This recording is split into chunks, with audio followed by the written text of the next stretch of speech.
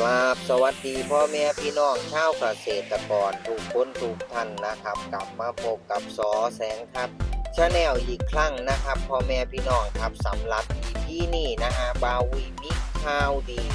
เกี่ยวกับวงการปศุสัตว์บ้านเฮา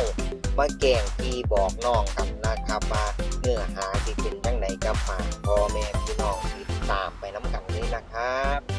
ครับพี่น้องครับก็ยังที่ได้เกริ่นไว้แล้วนะครับว่ามื้อนี้มีข่าวดีมาบอกพี่บอกน้องกันนะครับก็คือตอนนี้นะใน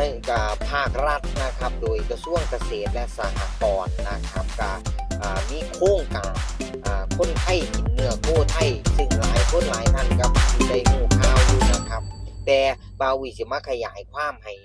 ได้ทราบกันชัดเจนนะครับว่า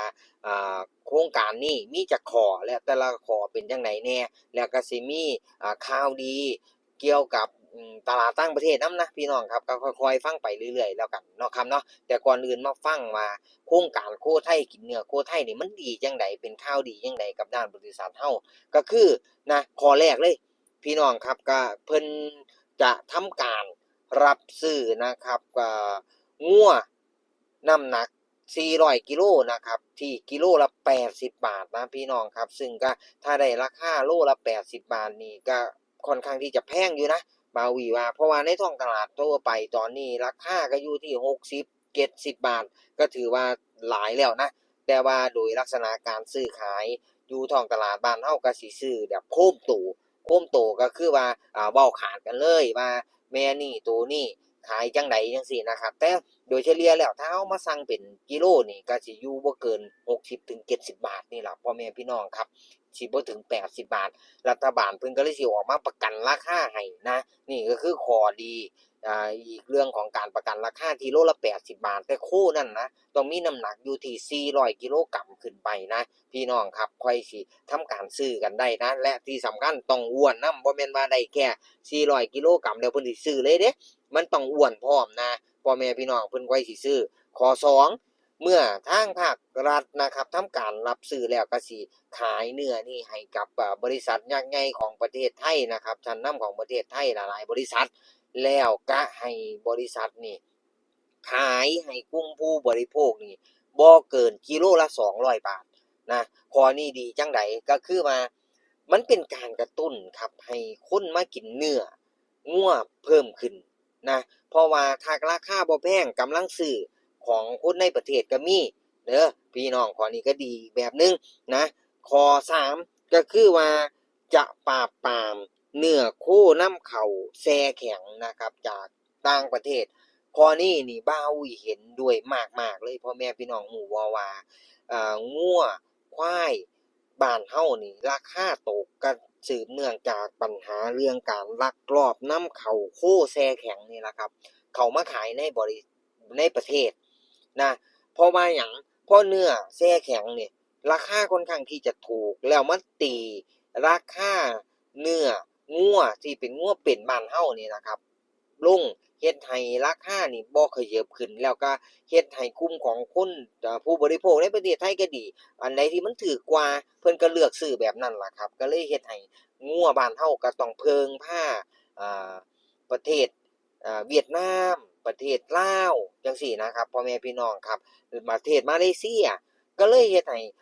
คนบริโภคในประเทศไทยนี่น้อยลงก็เลยเฮ็ดให้ราคาตกต่ำการผลิตหลายขึ้นแต่ว่าการอ่าความต้องการน้อยลงจังซี้นะครับน้อยลงได้จั่งใดก็นี่ล่ะครับก็เนื่องจากว่ามีเนื้องัวแช่แข็งเข้ามาตีตลาดแล้วเพิ่นสิปราบปรามนะพี่น้องอันนี้คือข้อดีว่าอุ้ยเห็นด้วยมากๆเลยนะครับข้อที่4ก็คือว่าเอ่อจะทำการรับซื้อลูกงัวนะเพื่อที่จะส่งให้กับกลุ่มที่เลี้ยงโคขุนแล้วเอามาขายโลละ80บาทข้อนี้มันดีจังไดดีกับผู้ที่ผลิตลูกโคนะครับหรือว่าเรียกว่าต้นน้ำนี่แหละครับถ้าเฮาผลิตลูกงัวออกมาตามสายพันธุ์สเปกที่ทางรัฐบาลเพิ่นต้องการการันตีได้ว่าต้องมีคนมารับซื้อเฮาแท้ๆเพื่อที่จะเอาไปขุนต่อนะพี่น้องครับสายพันธุ์ที่เพิ่นต้องการก็คือสายพันธุ์เนื้อนี่แหละครับบ่ว่าสิเป็นชาโลเล่บีฟมาสเตอร์แองกัสแบงกัสวากิวนี่คือกลุ่มที่เพิ่นต้องการปลามันนำนะพี่น้องครับ ยกเว้นฮินดูบราซิลเท่าที่บ่าววิสามานะครับยกเว้นฮินดูบราซิลสืบเนื่องจากว่าฮินดูบราซิลนี่อัตราการแลกเนื้อเพิ่นต่ำครับเพิ่นจะมีโค้งหลายนะก็เลยเฮ็ดให้รัฐบาลบ่ได้รับซื้อสายพันธุ์นี้นะพ่อแม่พี่น้องครับนี่คือข่าวดีที่กระตุ้นในประเทศเฮานั่นก็คือโครงการโคไทยกินเนื้อคนไทยกินเนื้อโคไทยนะครับ4ข้อคร่าวๆตามนี้เหนืออื่นใดนอกจากข่าวดีในประเทศแล้วยังมีข่าวดีต่างประเทศนั่นก็คือว่าตอนนี้นะครับทำการเจรจาเด้อขายจีนโดยตรงนะครับและก็ได้เจรจากันตกลงกันได้แล้วแต่ว่าความเคลื่อนไหวในการส่งออกจะมีส่งออกแบบใดนะคุมสเปคที่เพิ่นต้องการแบบใดในตลาดจีนเดี๋ยวบ่าววิสิมาแจ้งให้ทราบอีกทีนึงแต่ที่แน่ๆเท่าที่ทราบมากับรู้แล้วว่าตอนนี้จีนเข้ามาสนใจและจะทำการรับซื้องัวจากประเทศไทยเฮานะครับแต่ว่าเงื่อนไขต่างๆสิเป็นจังไดเดี๋ยวว่าวิสิเก็บมาบอกให้พ่อแม่พี่น้องได้ฟังอีกพี่ต่อไปนะครับอีกข้อนึงเลยก็คือข้อดีมากๆเลยนั่นก็คือว่าโควตาจากลาวตอนนี้นะครับไทยได้ให้โควตาประเทศลาวอยู่ที่ปีละ500,000ตัวต่อปีนะพี่น้องครับก็กลุ่มของพ่อค้านายห้อยเวียดพ่อค้าลาวนะครับก็สิได้เนื้องัวนะครับจากประเทศไทยไปส่งต่อให้กับจีนได้อีกนะครับซึ่งต่อข่าวนี่ดีมากเลยนะครับสืบเนื่องจากว่าลาวนี่เพิ่นมีภูมิประเทศติดกับจีนการส่งออกการซื้อขายเพิ่นก็สิง่ายกว่าบ้านเฮานะพี่น้องครับที่นี่ข้อนี้ก็เลยกลายเป็นว่าข่าวดีทางด้านวงการปศุสัตว์บ้านเฮาค่อนข้างที่จะไปในทิศทางที่บวกเลยนะครับอีกข้อนึงก็คือบริษัทยักษ์ใหญ่จากเวียดนามนะพี่น้องครับตอนนี้กำลังเข้ามาหาซื้องัวในฟาร์มใหญ่ๆที่เป็นกลุ่มของโคขุนนะค่อนข้างที่จะเยอะนะครับแล้วก็กวาดซื้อใส่คำนี้เลยก็ได้ครับเขามากวาดซื้อที่บ้านเฮาแล้วนะ